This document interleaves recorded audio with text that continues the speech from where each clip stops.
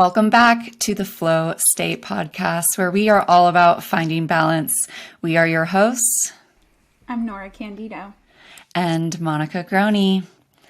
All right, today is episode 10, which is going to be the final episode of our season. We're going to take a little break for the holidays and we'll be back in January.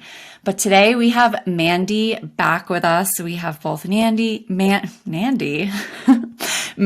and Norah, Marea's medical advisors, and today is a community Q&A. I'm so excited to do this episode because we get so many questions from our community, whether it's on Instagram, whether it is in our Marea Flow State group on Geneva, and we really want to take this opportunity to answer your questions. So Mandy, welcome back. Thanks for coming back with us today. We're so excited you're here. Glad to be here, and you have some smart people. They're asking super good questions. Yeah, I'm always so impressed with our community, and I applaud people all the time when they are making informed decisions about supplements or just asking really good questions about their cycles. It means that they have awareness, and like I say, like awareness and knowledge is power, and so kudos to all of you. To me, it's such a testament too that if these people are doing so much of their own research because that information isn't readily available too, right? Like they are being their own health advocates. They're really digging into this stuff and seeking those answers to these questions on their own, which is crazy. Like you shouldn't have to be the one navigating this on your own. But to me, when I hear these questions, I'm like, I know you're in the trenches trying to figure things out for yourself. And I'm so grateful that Marea has a community and this platform to even be able to answer some of those questions today. Yeah, for sure. Okay, I have a question myself before we dive into the community questions. Norah and Mandy were just showing me this finger thing. If you're watching on YouTube, they'll show you right now. It's like, what is it? It looks like a little spring. Is that a good way to express it? It's an acupressure ring, and Norah was like, look what I got at this wellness retreat. And then I like pulled mine out that I was starting to fidget with. And it's like this pokey, springy ring. Okay. Do we know the benefits of this springy, pokey ring? Tell us more. Yeah, it can help with like lymph and fluid movement. So especially for people with arthritis in their hands, particularly, it feels like a gentle compression with, it is called like a spiky, but it's really fun to play with too. I feel like like not using a fidget spinner, but something kind of the like for just to keep your hands busy. Yeah, and for me, I use it more as like a nervous system thing. Like I feel like it's in a way like grounding and also like just helps me, like brings me to the present, but I can still be doing other things. So it's just one of those things. I use it often when I'm working, and I bring it on planes too. So it's just like, sometimes I feel a bit like claustrophobic on planes. So I'll just fidget with something to like stay in my body and stay like present moment. If you're a fidgeter, maybe you need one of these. I'm sure you can find it on Amazon. Norah, what would they be called on Amazon? I got mine so long ago. Yeah, it's called a spiky acupuncture ring, I think. But it has the word spiky in it. I think it's hysterical. I don't know about anybody else, but like when you got married and you start to play with your wedding bands and stuff, like this is a far better alternative because if this goes flying, no big deal, but you don't want your wedding rings to go flying. Yeah, I'm going to find a listing and put it in the show notes because that's super interesting. Okay, let's dive into the customer community Q&A section of today's podcast. Basically, how this is going to roll. I'm going to share the questions that came up, and Norah and Mandy are going to fire away their responses. So first question, I don't have the names of the community members who asked these questions, but the question reads, in your most recent podcast, you guys quickly spoke on why you can't have melatonin while trying to conceive. Can I get more information on this? I see online that it can help egg health, but in high quantities can stop ovulation. Is that why? Yeah, so we were talking a little bit about circadian rhythm, and I talked about how important melatonin is for egg production and egg quality. And honestly, misspoke. So it's not about the trying to conceive period, because that can be extremely beneficial for egg quality. It's when we're pregnant that we don't want to be taking melatonin. And again, this is super individualized. So this is not something that you want to just run and start supplementing melatonin, because it is a hormone, right? This is the opposite of cortisol in our body.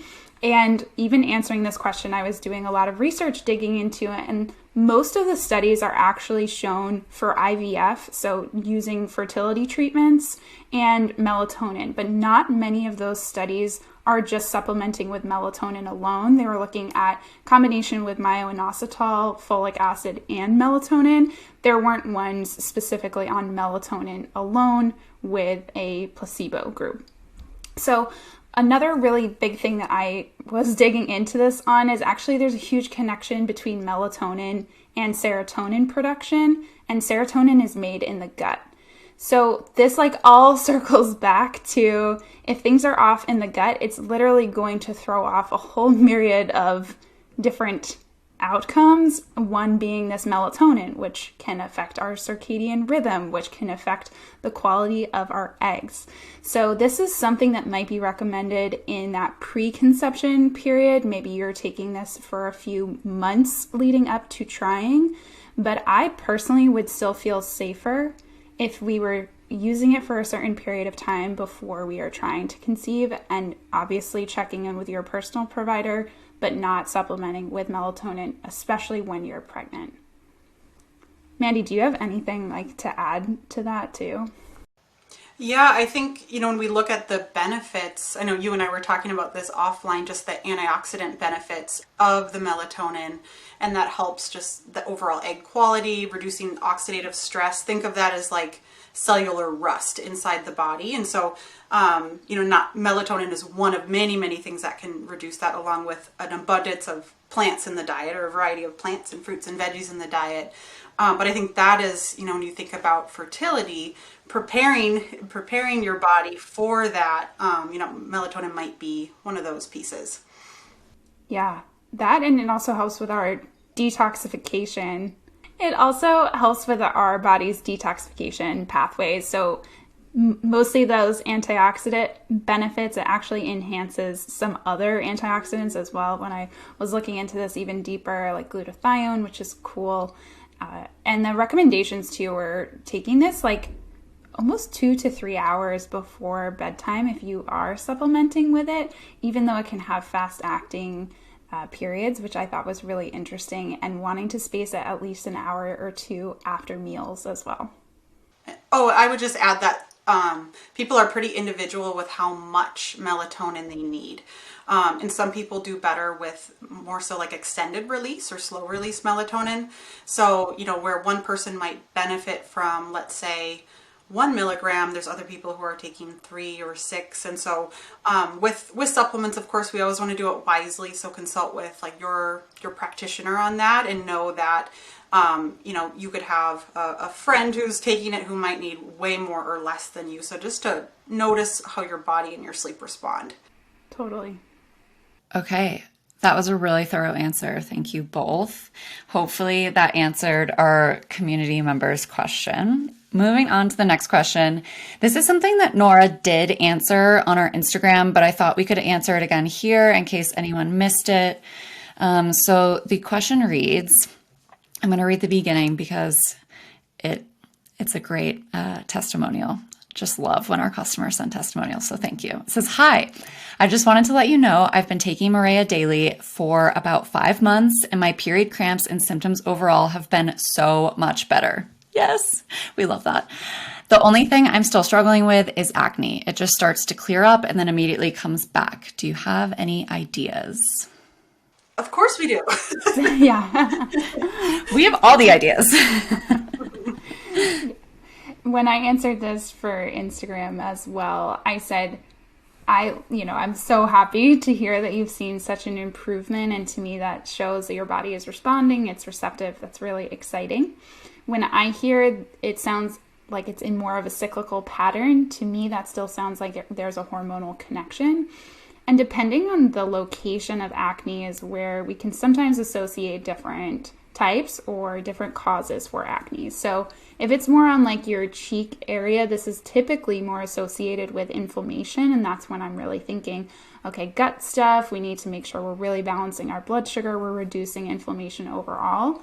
If we're seeing it more in like the cheek area, the jaw area and our lower chin, that it to me is more hormonal. So, and especially if you're seeing it in the cyclical nature. So again, definitely need to do a little bit more digging here to identify what your individual driver is for acne. For some individuals, it can be sensitivities to different foods. That can also be a source of inflammation. So there are a lot of different tools that I use in my practice to really get to that root cause. It could be dysbiosis, it could be a yeast overgrowth. There are so many different drivers that can be the root of either that inflammation and in turn also throwing off more of that hormonal imbalance like we've talked about. Mandy, anything to add to that? Yeah, I would say, we talk about the menstrual cycle being like the fifth vital sign. And in the same sense, like your skin is an outer sign of that inner health. And so 100% agree with what Norah is saying of look at how that acne is presenting and then dig deeper to look at the root cause from there. And I want to put it into context too, because some skin changes can be normal during, even if the cycle is optimal. And I have a lot of clients sometimes who are overly concerned with, a pimple or two popping up versus that's very, very different than what Norah is describing, where there's a lot of acne that comes up or, it's presenting on the jaw and chin, or there's just a significant amount. Or I would especially pay attention if you're noticing on like shoulders and your back, which can also be more hormonal acne. But what happens is when the estrogen is really high in the first half of our cycle, it's really beneficial for our skin. And when those hormones drop, our skin starts to produce more oil and like the skin barrier becomes more permeable. So we might be slightly more prone to acne. But if it's like a pimple here and there, I wouldn't worry too much about it versus what we're talking about is the significant amount. And so I think that helps you, put your effort into the right place when you're just thinking along the spectrum of skin health. Like if it's a significant issue monthly, and maybe we could talk about some first steps. Should we go over like what to do next with acne? Yeah, send it. Yeah. Norah, what's normally the first thing that you do? So again, for me, I really would want to ask some clarifiers. I would want to see where and when it is showing up. If it is in that cyclical pattern, it sounds, again, from this individual person, like it's coming and going. And just when it's about to clear up, then another one starts. So I would really want to see what that true pattern looks like. And then personally, this might be my bias. I start with a lot of the gut stuff, but I also am teaching the foundations. So the first thing that I teach all of my clients in both my individual and my group settings is, quote, how to eat, because we're never really taught how to eat. It's something I feel very passionately about. So this is really what I was referring to in learning how to balance blood sugar. So some tips that we've talked about here as well, but I really like prioritizing we're eating our fiber first in our meal, and each of our plate should have a component of fiber, which is also going to be carbohydrates, a source of protein, and a source of fats at each mealtime. So anytime that we're eating. Other tips that I love for balancing our blood sugar is even going for a short walk before or after. After is ideal, but even before and after just makes our cells even more receptive to that energy being able to go in. So those are some big things that I would want to work on. And then even skincare. So, although there can be hormonal drivers and things, we really want to be mindful of our environment. And this is something that we're going to dig into in season 2, talking all about endocrine disruptors and our environment.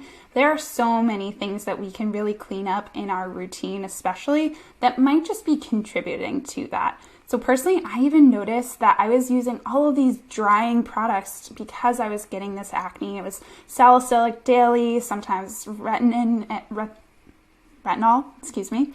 I combined tretinoin and retinol in my brain.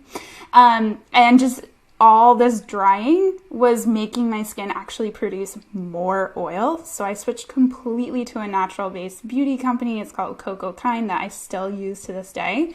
And it's all oil-based products. And my skin was so much happier because that moisturizing component was there, that my body wasn't then overproducing all of this extra oil. So again, individualized, that was one piece of the puzzle that really helped my skin to change.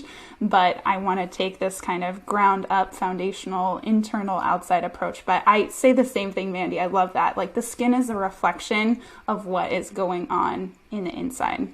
Awesome. Yeah, and I would say if it's a really stubborn, persistent issue that's not shifting, like as Norah is getting at, underlying testing. So whether that's gut health or even evaluating for excess androgens or those male type hormones like testosterone and DHEA, and we'll get into that. We'll be talking about amenorrhea today. But, you know, testing that and looking at that from this kind of root cause functional lens can be huge. And the other thing is some people have food triggers of that.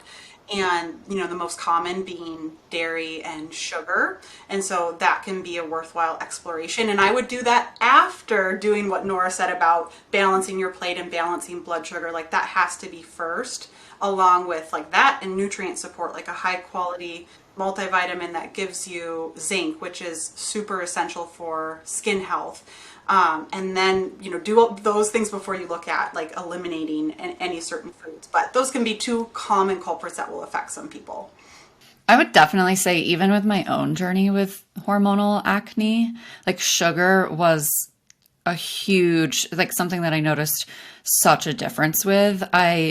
Before I lived on my own, even in my early to mid 20s, I'd say like I didn't pay attention to sugar, and there's added sugars in so many things. And then I learned like a lot about added sugars and started to really pay attention. And I rarely get breakouts around my period now, and I used to get them always. My like chin here has scarring on it from hormonal acne, and like sugar was a huge one for me. So that's cool to hear. Goes back to that inflammation response, right? Like, we know sugar can be a driver for inflammation and throwing off our blood sugar. So, and our gut health. And our gut health, exactly. It's all connected. Yeah. And I think it is a good reminder, Norah. I'm so glad that, you know, you come at it from this perspective of everyone's an individual, and it is really hard to answer some of these questions without being able to dig in deeper to you as an individual. So just know, if you're listening and you're like, oh, that really wasn't the answer I was hoping for, you know, I was hoping to really attack it with a solution. It's really hard to give individualized care in a group overarching setting. So hopefully that there are some tips coming out of this that you can hear, or even just learn, like, I need some individual support to really get to the root of my issue with this. So just kind of wanted to have that as a disclaimer as well.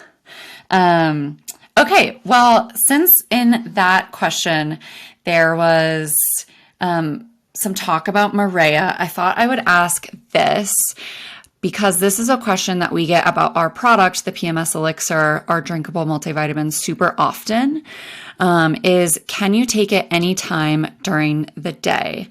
And I'll share kind of our response for this question, and then maybe Mandy and Norah, if you have anything to add, that would be awesome.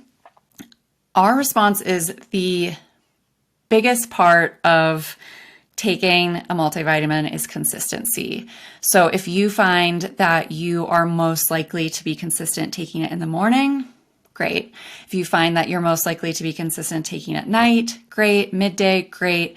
Our biggest parameters for taking the elixir is best taken with food, not to be taken within 30 minutes of drinking coffee, and personally, I like to add, when I'm responding to customers on this question, that I like taking it in the afternoon or evening, just because it does have a significant amount of magnesium, which can have a calming effect. At the same time, it has B vitamins in it as well, and some people respond to B vitamins on the other spectrum, where it makes them maybe a little bit more alert. And so it's really, again, an individualized answer. And I think that it's just best to kind of habit stack with something that you're going to do it every day. Do you guys have anything to add to that? I think, Nora, we should give her like an honorary dietitian badge right now because I think I would have answered in exactly the same way for consistency and habit stacking. And then, if you take the elixir and you take it without food and you feel fine, I would also say that's okay. If you feel nauseous or, anything like that, that can happen because of the zinc, the high quality zinc that's added to it, then you would want to take it with food. And everyone has a different sensitivity level to taking supplemental nutrients. So I would add, in my opinion, if you feel great on it away from a meal, like let's say you wanted to take it right before bed, I would personally say that's okay as long as it fits with the routine. Yeah, agreed. And thank you for the honorary badge. That means so much to me. Okay. Great.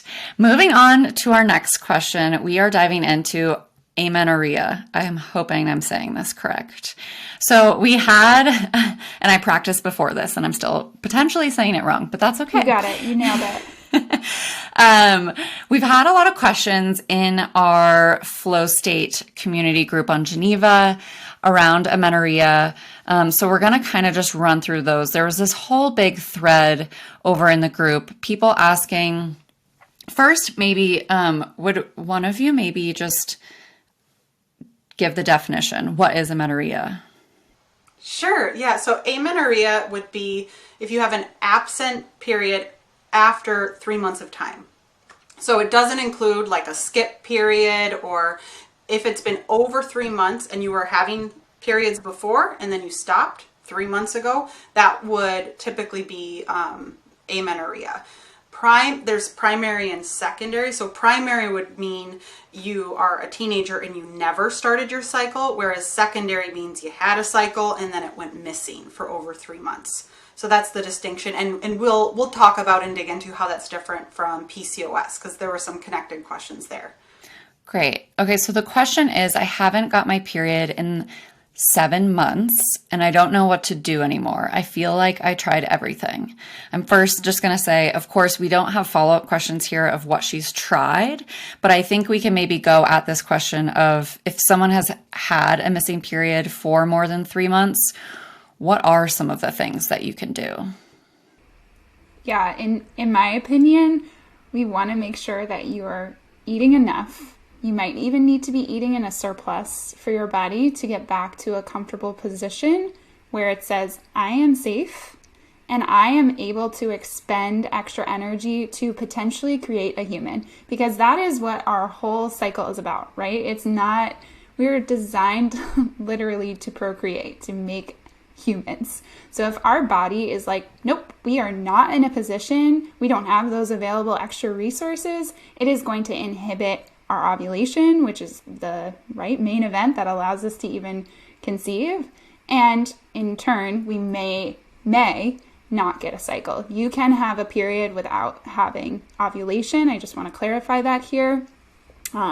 So something to differentiate, but biggest thing is that you need to be eating enough.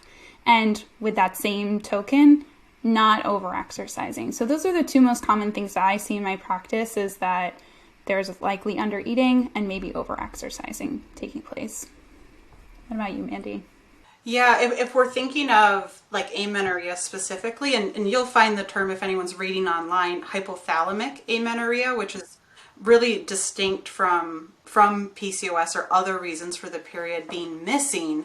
Yes, eating enough. And sometimes it's even if you're eating enough calories compared to your activity levels and your metabolic needs, sometimes even just restricting carbohydrates specifically can be a factor. And I see this a lot either in people who are overly restricting carbs compared to what they need, or they're doing too intensive and intermittent fasting type of schedule that can like switch off the hypothalamus in the brain and tell your ovaries like, hey, not safe to ovulate here, like Norah was describing.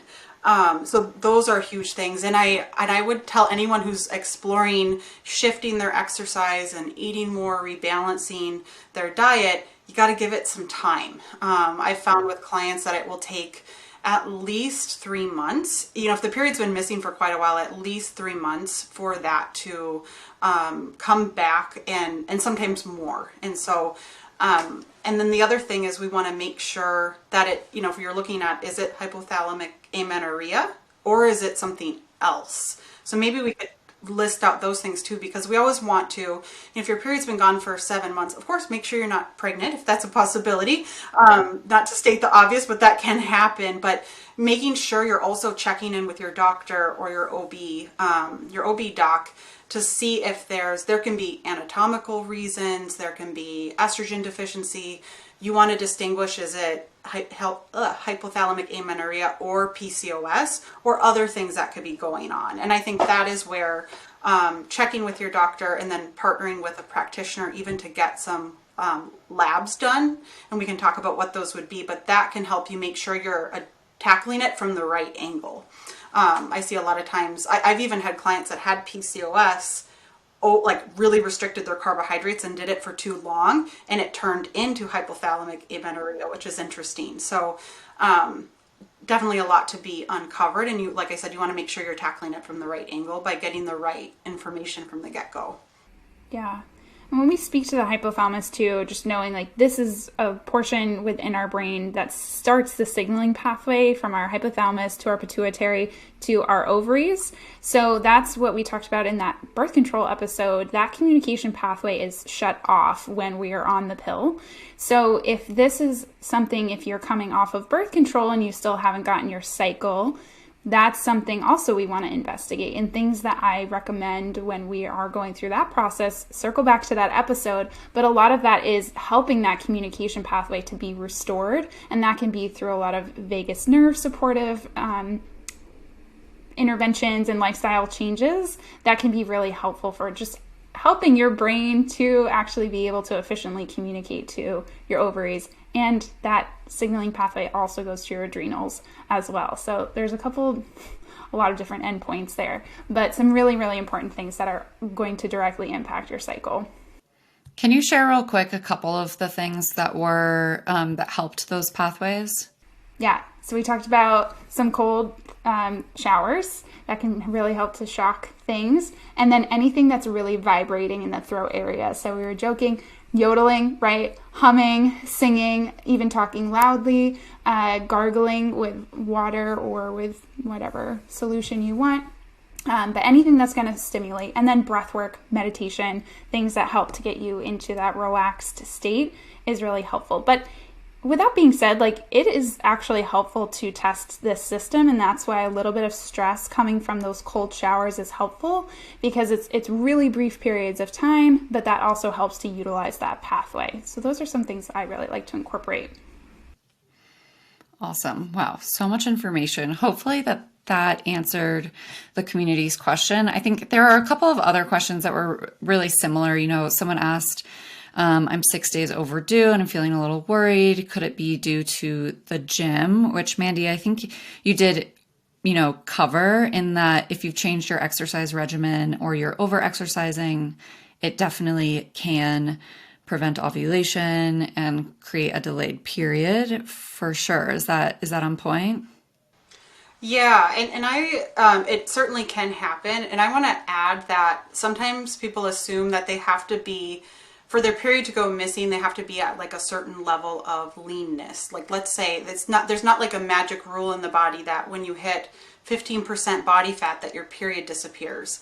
I have seen, people who, even if you're overweight or have a high body fat percentage versus lean, it has to do with how your body is perceiving the mismatch of like energy in versus energy out.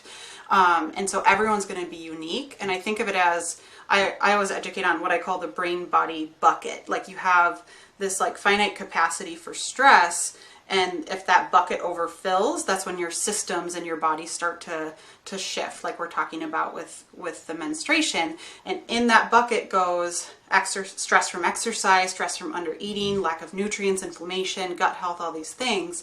And so you want to think about even your timeline of what is adding to my bucket the most, and what do I feel most ready to address. Because even if you don't have a lot of perceived mental emotional stress, maybe that coupled with poor sleep and diet and all these other things are creating the perfect storm. And so it really starts with one step at a time with what you're most ready to shift to overall be kinder to your body so it feels safe enough to menstruate.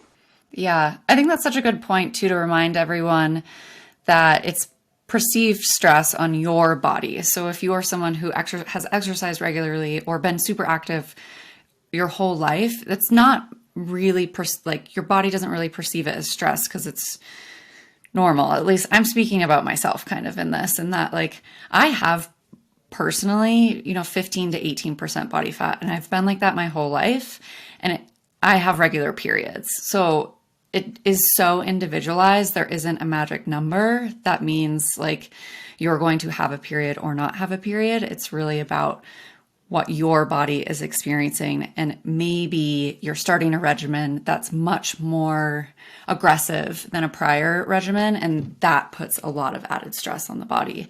But then, I mean, Norah, your personal experience of having to kind of cut a lot of your activity completely out for your hormones to find a balance, and you'd been active your whole life. So it's so individualized. And if you haven't listened to that Norah's episode all about that, it was so good, go back and listen. But I think just understanding that just because someone else got their body fat this low and they still had normal periods doesn't mean that will be the case for you or the next person. I also want to call out, a lot of other things that can fill that stress bucket. It's not, quote, easy, but we might search for physical things, but sometimes it's addressing underlying traumas and adverse childhood events that happen that are also filling up your bucket, caring for a loved one, dealing with grief. Any of those things are also contributing and filling up that bucket on a daily basis if you're not dealing with them appropriately. And that's something I just want to call out too, is like, we can't out supplement those things. We can't outrun a lot of those things. And we really have to do the deep work to help them, because it's taking a toll on your physical body, and it might be playing a role in some of these things. It's not as simple as calories in, calories out, eating less, eating more, working out more or less, whatever. Just something I wanted to bring to light here too. Okay, so the next question around amenorrhea is the relationship between amenorrhea and osteoporosis. So someone asked, I would like to know about the risks of having amenorrhea related to osteoporosis, and if it's possible, and how to repair your bone density after. So maybe we just start by diving into what the relationship is between osteoporosis and amenorrhea. Yeah, and I think, so again, like that amenorrhea would be the missing cycle for over 3 months. And from what I uncovered, it seems like the risk to bone health starts when that period has been missing for over 1 year. And there was a study that looked at, and this actually looked at 6 months, low estrogen from amenorrhea for 6 months, where the bone density decreased to a similar level that you'd see like as far as like the impact of the first year of menopause when estrogen declines. So there definitely can be a relationship. And again, I think it comes back to the question of, well, why aren't you ovulating? Why is your period missing? And this is where I would really make sure to differentiate and with your practitioner distinguish, is this a certain form of PCOS? Or is it truly hypothalamic amenorrhea? From what I've learned, the risk is more mild if the period is missing from PCOS. Not that we want PCOS, that has other negative impacts, of course, but the bone loss would be greater from the amenorrhea specifically. So testing things, I'll share some of those markers I referenced earlier, looking at your LH and FSH. Those are those hormone signals that Norah has educated on in other episodes. Testing either your insulin levels or C-peptide along with your fasting glucose. And then I recommend, if your period's been MIA, I would say looking at those androgens, DHEA, sulfate, it'll have an S at the end, total testosterone, free testosterone, something called sex hormone binding globulin. And I would also rule out hyprolactin and thyroid issues. And I mean a full thyroid panel with all the markers, not just TSH. Nora's smiling because that's like a pet peeve when we don't get the full panel. And feel free to go back and rewind and write these down if you want to talk with your doctor about getting those labs. And then it's really about how those, making sure they're not just within the medical range, but within optimal. And there's ways to look at the ratios of these things. And so the LH and FSH will be very different if it's HA versus, the hypothalamic amenorrhea versus the PCOS. Wow. Okay. My brain is like, so yeah, definitely rewind and listen to that back because people always email me, which lab should I get? So I want them to know. I don't even know what just happened, but Norah was giving the yes, okay symbol. So I think Mandy was nailing it. So did you cover, and sorry if I missed it, the part about repairing bone density if they have, or do you think that it's not even an issue because you would have had a missed period for a year? Where are we with that? Yeah, so I would, if any of you have read on Laura Bryden's blog, she says every ovulation, I wrote it down because I love it. Every ovulation is like a monthly deposit into the bank account of long-term health. And so, the sooner we can figure out why you're not ovulating, the better. And that's going to reduce your long-term risk to the bones because that estrogen is super, super important. So you want to look at, it may come back to, we were talking about, eating enough and balancing that with exercise levels. And then I would also look at taking some action and supporting the bone growth, and also from your bone, it's called bone resorption. So from it breaking down, if your body needs those minerals, it's going to break down and give from your bones. And so those would be things like vitamin D, super, super important. Vitamin K2, also really, really important. And even other things like lifting heavy things and lifting weights, and that strong muscles equals stronger bones. And so even if your period's now, and we've been talking about over exercise, I just want to bring that up because I don't want people to be afraid of exercise and afraid of strength training, because that's going to be one of the best things you can do for your bones. But it may look like, rather than doing it 6 days a week, it might look like 3 or 4 days with rest days in between, and looking at honoring some of your energy shifts throughout your cycle so you're not overdoing it. But I don't want anyone scared to introduce that. And then even circadian rhythm, how we're sleeping, our sleep hygiene can also impact our bones, along with adequate protein and other things. But I think those are all things, even while you're fighting to get that period back, you can still support nutrients, support strength training and weight-bearing exercise, and then just taking care of your body overall so your body doesn't have to steal from your bones. Great. Wow, super thorough. One of the questions that came up for me while we're talking about this, and I'm sure some of our listeners have this question too, is if we're talking about the effects of bone density, and a lot of it comes from not ovulating or that estrogen surge. Is that right? Yeah. And if you are on a hormonal birth control for a long time and you're not ovulating and you're not getting your period, is that affecting bone density as well? From what I have read and seen in research, yes.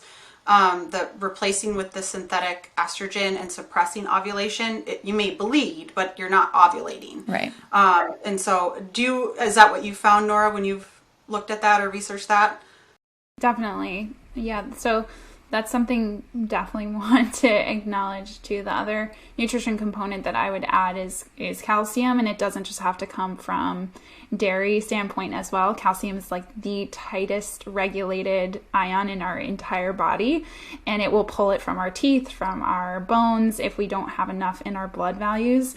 So that's what Mandy was talking about with the resorption side of things. But a tablespoon of chia seeds has as much calcium in it as a glass of milk. So it doesn't just have to come from dairy sources, especially if this is something that you are trying to reduce for other reasons going on, but still a really important thing. I even like buying canned salmon that has the bone in and making like salmon burgers or a salmon salad, anything like that, we're actually going to get some really high amounts of calcium in sardines. And so that could be super beneficial for someone who is on a hormonal birth control and kind of experiencing some of that bone, I don't know what you said, the breaking down of the bone. Yeah. But also, yeah, so just to another kind of thing to be mindful of the side effects of any sort of hormonal birth control. Well, and I think oftentimes people look at Marea like they're, it's a PMS elixir. I would also add, like, even if you're on birth control, to take that type of support, because you're getting some vitamin D, you're getting other nutrients that are depleted by birth control. For anyone listening who's on birth control, your B vitamins, your magnesium, your zinc, and you're still getting calcium support. And when I first started, talking with Monica as an advisor, I love the amount of calcium that is put into the elixir too, because you do want to be careful not to over supplement or take excess amounts, and you can only absorb so much at one time. So I think that's super important too. So, even if someone has a period or is on birth control, it's still really important to have that nutrient support. Awesome. Thanks for sharing that, Mandy. That's super helpful. Okay. I think that we've dug through the amenorrhea question, so hopefully we answered those for you all. One of the next questions that I have, Norah, I know you can help me with this one. This is, again, a little bit more on the product side. So Alexa asked, is there going to be another flavor? I love all the ingredients, but I'm just not a huge fan of the flavor, which I totally understand. Like some people don't like peanut butter or don't like chocolate, and I don't know where those people got their taste buds, but we can't always love, not everyone's going to love everything. So Norah, tell me, is there going to be another flavor? Oh yeah, and it's delicious. Yeah, I'm really excited for it. You guys are keeping secrets from me. Mandy, I think we've told you about it, but Norah was with me when we went to our lab to do some playing around, and we did land on a new flavor. And yes, I love it. Norah loves it. Hopefully you guys love it too. So stay tuned for that. That's just a little sneak preview that I thought I'd sneak in there today. Mandy, we'll share it with you soon. Yes. I like the original flavor, because I don't like when things are super sweet. I like the more citrusy. So I'm actually oddly surprised at the amount of people who say it's really sweet, but I think some people see tartness as sweet maybe. So we try to keep it more tart than sweet. That was honestly my preference. So the citrus is a little bit higher, and then this coming flavor, yeah, you'll just have to wait and see. It's good. Okay, so we have a couple of questions left. Let's see if we can run through these. And these are for people who, there's varied questions here. Let's start with the first one. Okay, I have an IUD and I rarely bleed. Is it even possible for me to track my cycle? So I would say it's going to look different because you have outside source of hormones, even though this is in an internal device. Those hormones are still they're coming from an outside source. So I like tracking because I think it's helpful data. And if that's something that also makes you feel empowered to make a decision down the line, I don't think it's hurtful by any means, but you're not going to experience the same fluctuations as a menstruating person who is not on any sort of outside or exogenous types of hormones. So even like we've talked about, the bleed that you're getting is not a true period. It's a withdrawal bleed. You're not ovulating typically with most types of hormonal IUDs. There is some variation in these. And then I'll answer kind of the rest in the subsequent questions. But Mandy, anything to add there? Yeah, I think what I've seen and read in various places is sometimes the first year on the IUD can be different than the subsequent years, depending on how long it's supposed to be in. And so you may find that you don't ovulate, or you ovulate sporadically during that first year, and then you may get into more of a pattern.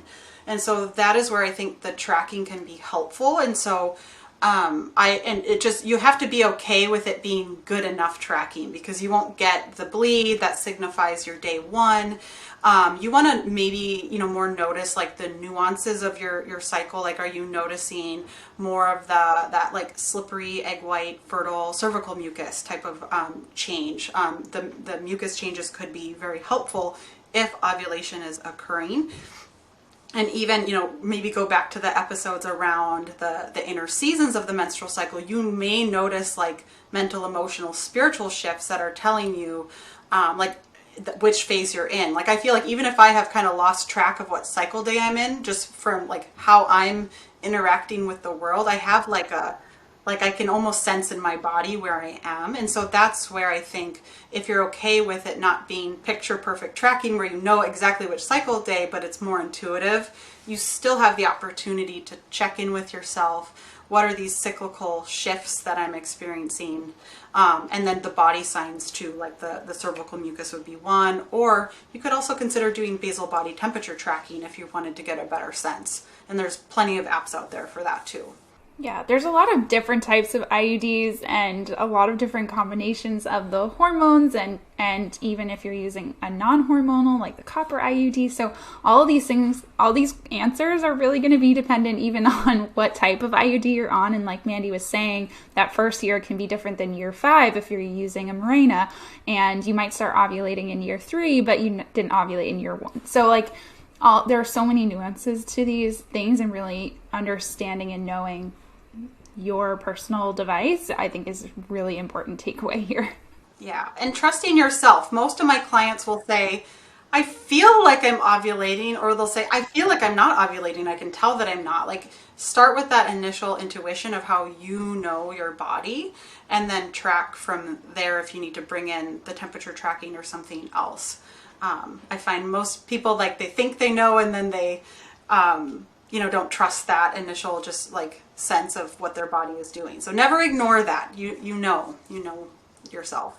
I love that. I love that you're always promoting trusting yourself, Mandy. It's so good. Because it was so hard for me for so long.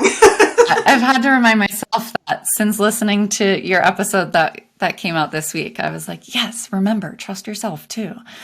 So that's such a good reminder. Okay, so kind of following up, or I guess it's not related to birth control, but the next question is having 1 day per month where you literally can't do anything but sleep. Is this normal? It's always the first day of maybe bleeding or before my period. Is that normal or a symptom of PMDD? The same person goes on to say, same question, but with sweaty, anxious sleep and highly vivid dreams. And then same question, but you might have to bleep me out. Or I'll just say pooping nonstop for a few days. So basically someone's experiencing pooping right before their period, sweaty, anxious sleep, and just feeling like all they can do is sleep. On an IUD too. Yes, and they have an IUD because the IUD question came from this person as well. They're asking, is that normal or is this a symptom of PMDD? Yeah, and I think it's one of these situations where I wish this person were on the podcast with us, or we could be texting questions to get more information, because I always look at, things like we talked about with the acne on a spectrum. I would say feeling more fatigued, like you want to take a nap, you wish you could sleep in, you need some extra TLC, that sort of thing. 100% normal before your cycle, and even desirable to follow that need. If it is debilitating fatigue where you feel like you cannot get out of bed, you can't go to work, you can't, take care of, whatever responsibilities you would have, I would say that's not normal. And so we want to think about it that way, where yes, cyclical shifts, but it shouldn't be taking you out. So I think as far as if it's PMDD or not, you would want to go back to listen to the episode where we talked about tracking your cycle and some of the other symptoms of PMDD to see when it pops up and how many days throughout your cycle. But if it's just one day a month where those symptoms pop up, I would say that's not typical of PMDD. And of course, nothing we say here is diagnostic or rules anything out, but I would zoom out and take a bigger look. But with the vivid dreams and the, sweaty, anxious sleep and those things, definitely worth like piecing all of that together and looking at how your body's responding to the hormonal fluctuations, which can happen with PMDD. But again, zoom out and look at your cycle overall and how many days you have those symptoms. For me, hearing a lot of these things, it sounds like a pretty large estrogen component and fluctuations happening here, especially with the sweaty and anxious sleep. And also that can play a role in the fatigue, but also with even going to the bathroom can be some, we'll talk about that a little bit more. But yeah, for me, that's something that I would want to support the body in making sure that we're regulating and being able to flush out those estrogens appropriately and see if it has an improvement on some of those outside symptoms. And yeah, if we can dig into the pooping nonstop, because Monica and I have talked about this in the past too. Period poops. I think we have to talk about period poops. I mean, we hear it a lot. There's a lot of memes on Instagram reels about period poops. And I mean, I experience looser stools before my period, and I consider it normal. But yeah, why don't the experts say their opinions on the period poops? I first want to say I have an idea for this listener. You can also use your poop rhythms to track your cyclical rhythms. If you're not getting the bleed, you're getting a different type of signal. But, maybe what we should look at again is like what's normal, what's not. And I think, if you're having slightly looser or softer stools, more frequent bowel movements, that could be totally normal. Your body is releasing what are called prostaglandins that make your uterus contract and get everything out. If there is a ton of inflammation, you can have a different type of prostaglandin, which is going to make that like a little bit more fierce and erratic, that contraction, and it's going to cause pain and like more so on the line of diarrhea. So softer stools, more frequent, normal. Diarrhea where it's like really like many times a day and it's either watery or super loose stools, I would say not normal, and we want to look at inflammation as a root cause. Yeah, it's things that I recommend too, like making sure we're really focusing on a lot of those omega-3s in the week leading up to our cycle. That's going to help with the prostaglandins. So we can't stop that. Like, it's a natural process, but it is an inflammatory process. So I talk about our reproductive organs and our colon, where our large bowel is, our next door neighbors. So when there's that contracting motion from the prostaglandins, it is signaling and going to cause some looser stools to happen. So things that I like, in addition to eating those omega-3s, which can come from salmon, they can come from walnuts, they can come from seeds in that week leading up. If you're experiencing a lot of looser stools, thinking about incorporating some oatmeal. That's going to be a great binding fiber to help slow down the transit time, meaning things are going to stay inside a little bit longer and helps to bulk up the stool naturally. Even some apple for some people or banana can tend to be a little bit more binding because of the specific type of fiber and starch in there that helps to slow things down a little bit. So if you know that this is a common thing for you, that might be, okay, we are doing overnight oats. It's right and ready to go in the morning. I don't even have to think about it. It's an easy thing to add in. Yeah. Okay. I think that's hopefully, Norah has something to add. There was one more question from someone. It's at the bottom here. Okay. Go for it, Norah. Why don't you read the question? Well, we can tackle this quickly, but the question was about how to treat ovarian cysts naturally. And I would just say, again, like, this is something that I see often, especially if we are coming off of birth control or an IUD. I have had personally this experience. When I had an IUD, I was experiencing ovarian cysts. But this is something where some can be natural and some do not. They go away on their own. But again, to me, we really need to be monitoring your hormones and seeing what is driving that, which is typically, again, another estrogen driven process that can be growing those follicles, and something that we can definitely work through for sure. Mandy, anything to add on the ovarian cyst treatment? Nope, I agree. Perfect. I know this is going to be one of your longer answers because I feel like you could totally make each of these questions like their own episode. They're all so good. Yeah, so many great community questions, and hopefully everyone listening today learned something for themselves. Or if you have a question that wasn't answered, you can always ask us questions through our Instagram or in the Flow State group on Geneva. So feel free to come by and ask, and we will do our best to get those answered for you. We love receiving your questions. Truly, it's a huge part of our mission is to just provide education and be able to support you through your hormonal journey. So do not be scared to ask. As you see, there's lots and lots of your peers and other people asking questions. So all of us are going to be way better off if we just ask. Never fear a question. A huge thanks to both Norah and Mandy. They put in serious work getting answers to these questions. So thank you both so much. Anything to add before we sign off, ladies?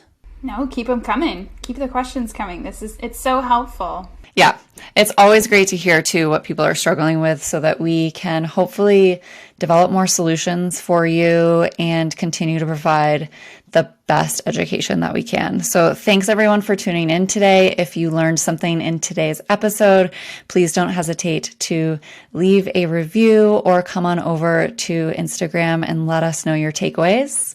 And we will see you in January for more of the Flow State podcast. Thanks for tuning in, everyone. Bye for now. Bye.